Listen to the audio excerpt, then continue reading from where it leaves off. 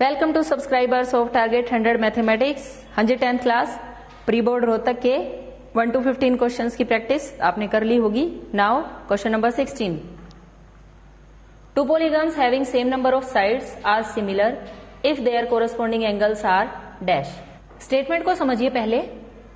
भुजाओं की समान संख्या वाले दो बहुभुज समरूप होते हैं अगर उनके कोरस्पोंडिंग एंगल्स, आपसे इस क्वेश्चन में कोरस्पोंडिंग एंगल्स के बारे में कंडीशन पूछी गई है। अब देखिए, सिमिलर का क्या मतलब होता है? समरूप। आपके सामने ये दो ट्रायंगल्स हैं, ट्रायंगल एबीसी और ट्रायंगल डीईएफ। ये दोनों ट्रायंगल सिमिलर हैं। तो अब आप इनके एंगल्स के बारे में क्या कह सकते हैं? अगर यहां पर 60 डिग्री है तो यहां भी 60 डिग्री ही होना चाहिए। आप साइड को चेंज कर सकते हैं।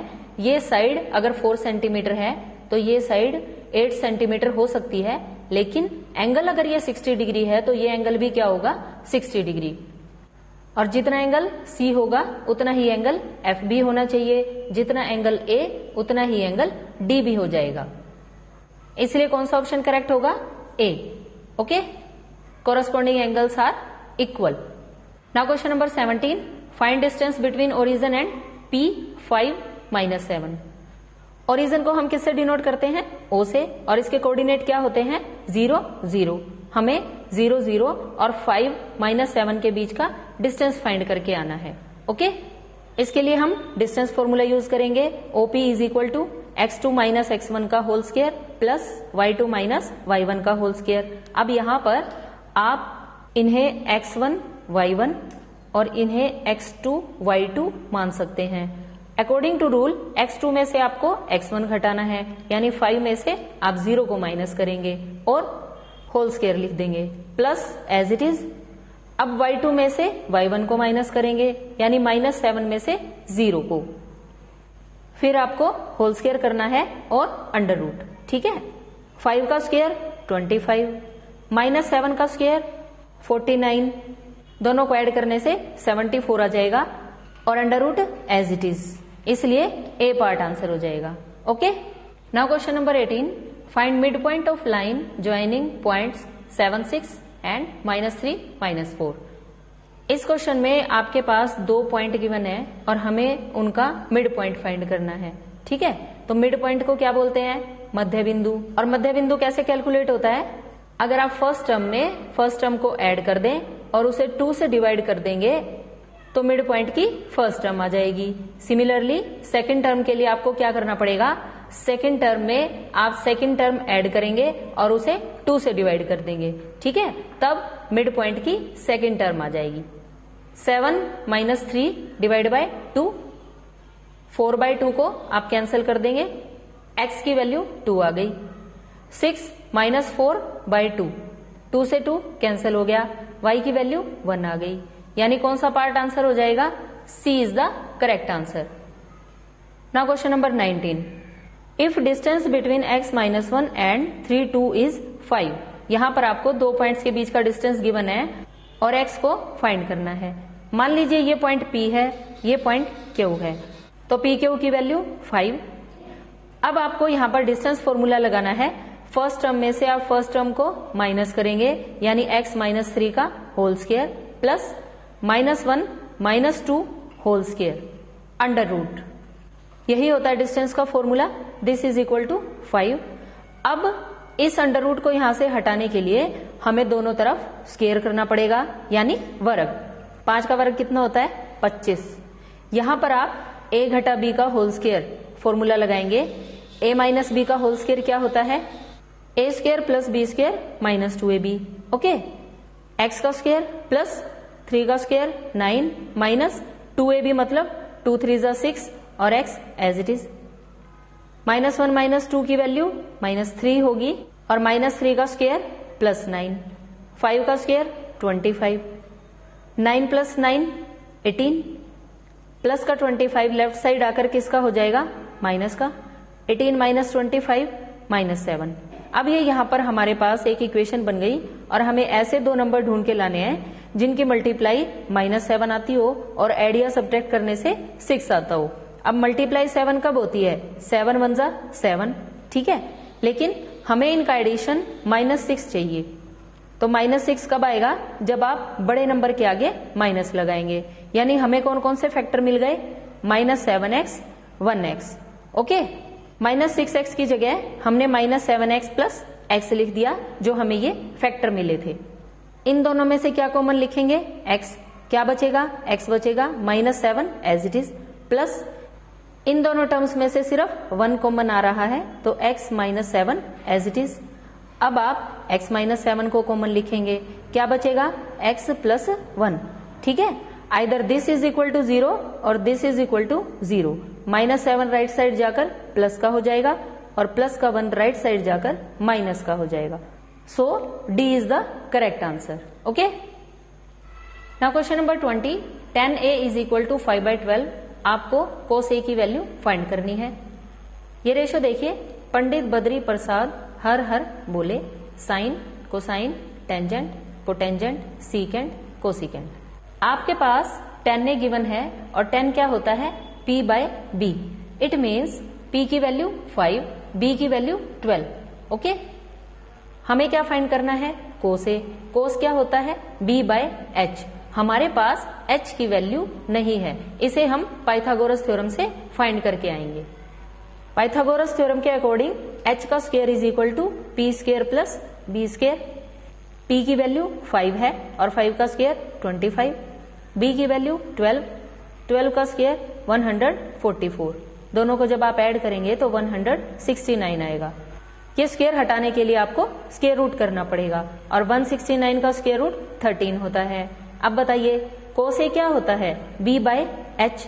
B की वैल्यू 12 और H की वैल्यू 13 अभी अभी आपने कैलकुलेट की है। So cos A is equal to 12/13। So C is the correct answer. Okay, now question number 21, find value of 2 tan 30 degree 1 minus tan square 30 degree. इस क्वेश्चन को करने के लिए आपको ये टेबल लर्न होनी चाहिए।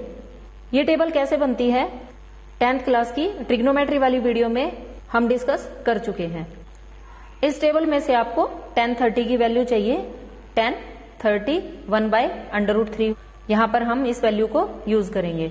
2 into 1/√3 divided by 1 minus tan square 30 degree. अब आपको इसका स्क्वायर करना है।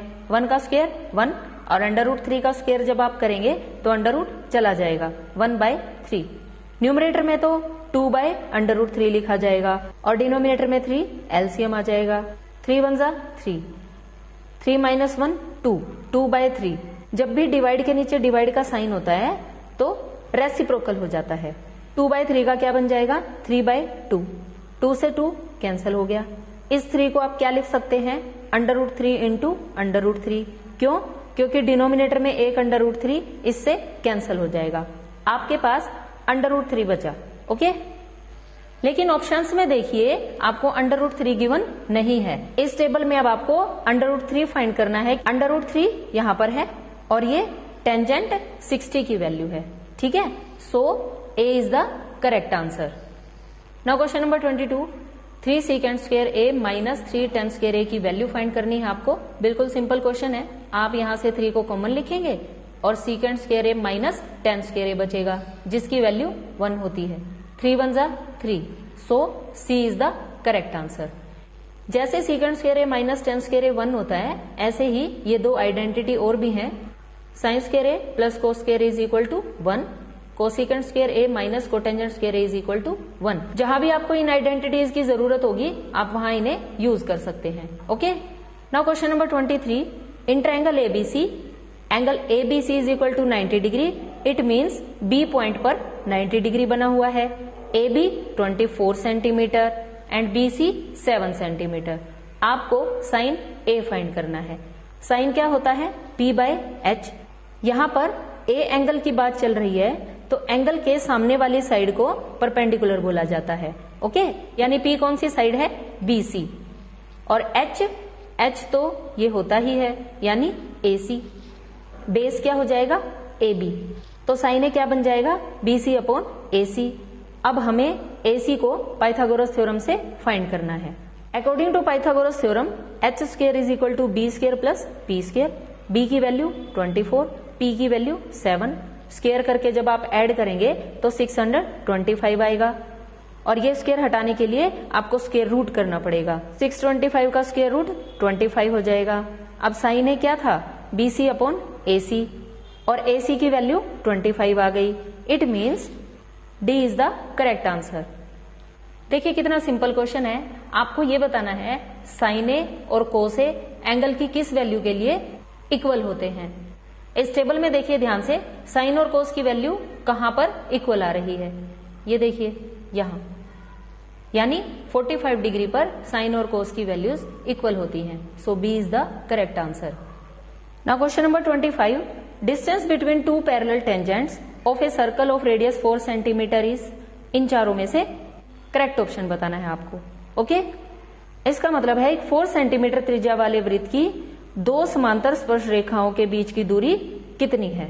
अब देखिए, अगर वृत्त की त्रिज्या 4 सेंटीमीटर है तो व्यास कितना हो जाएगा, 8 सेंटीमीटर, यानी दो समांतर स्पर्श रेखाओं के बीच की दूरी 8 सेंटीमीटर होगी।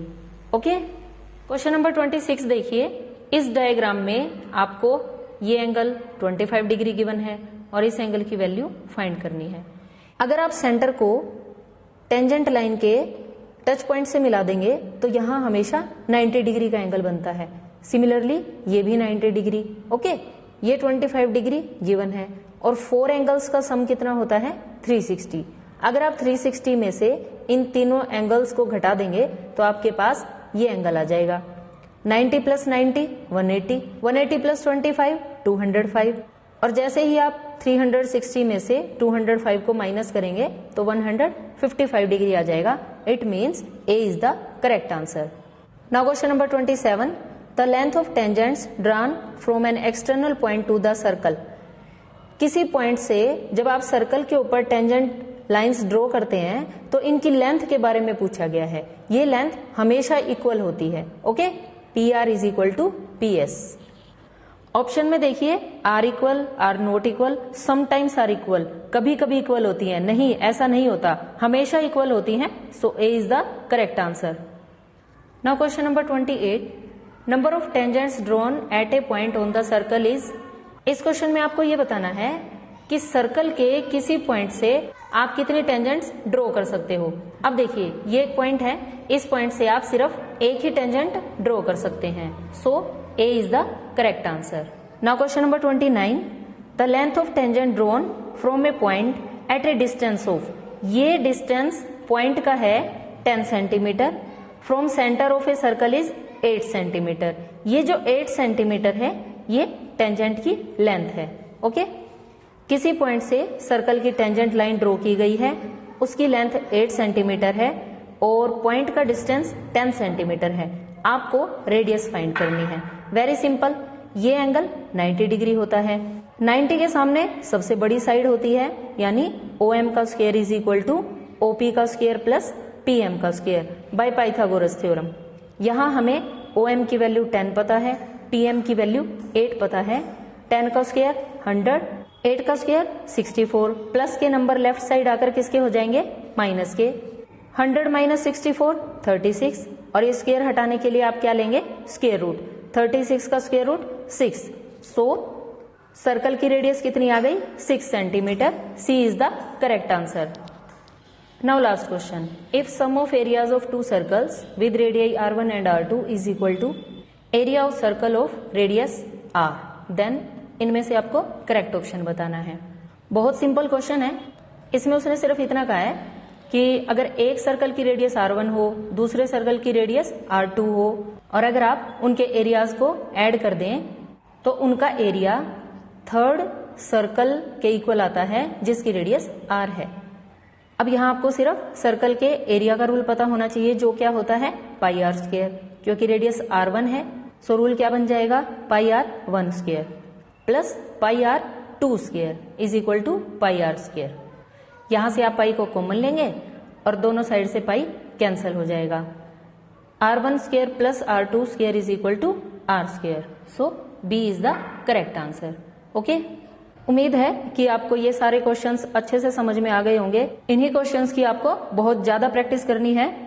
अगर किसी भी क्वेश्चन में कोई भी प्रॉब्लम है तो आप मुझे कमेंट सेक्शन में जरूर बताएं। Thanks for watching. Have a good day.